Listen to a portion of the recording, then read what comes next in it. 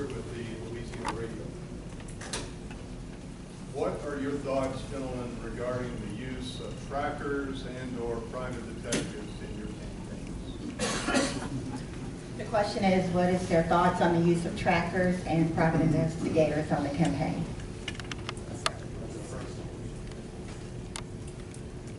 Well, Jim, I guess as a practical matter, my reaction is I got used to it a long time ago because I've been living with it virtually day in, day out for years.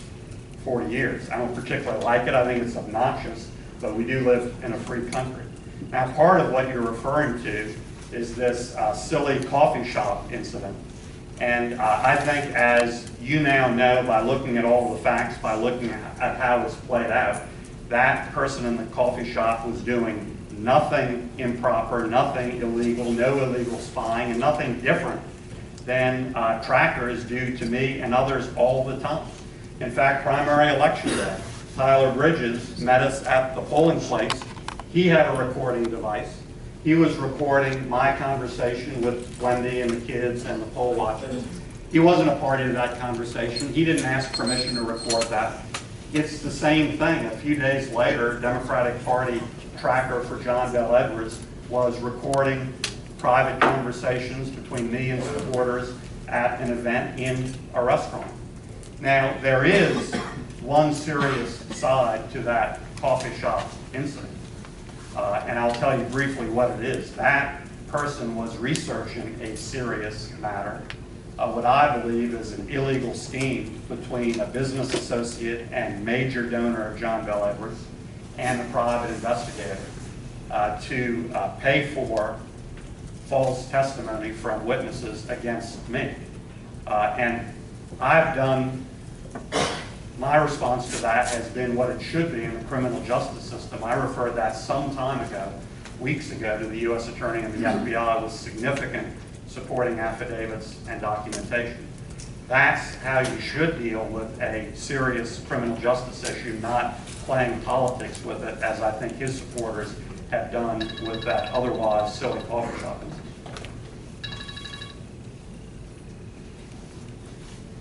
A silly coffee shop incident. The guy that he was paying ran out of the coffee shop and hid under somebody's house trying to delete information off of a recording device. He was spying on a sheriff, and it's silly. And if it weren't serious, why wouldn't he disclose the payments to the firm as for investigative services rather than lying and saying they were for legal services? And John Bel Edwards has never hired a tracker. There was nobody tracking Senator Vitter or anybody else for me. But I will tell you this. Joshua right here has been on my tail for about a year now. And quite often, my wife and I will be walking down the sidewalk, and he jumps out in front of us to record not just the video, but what we're saying. Now, silly? Free country? Really? Does that answer that question? How can this man be entrusted with the state police? What kind of a Nixonian system would we have in Louisiana? This is ridiculous. This is ridiculous. Silly. Free country.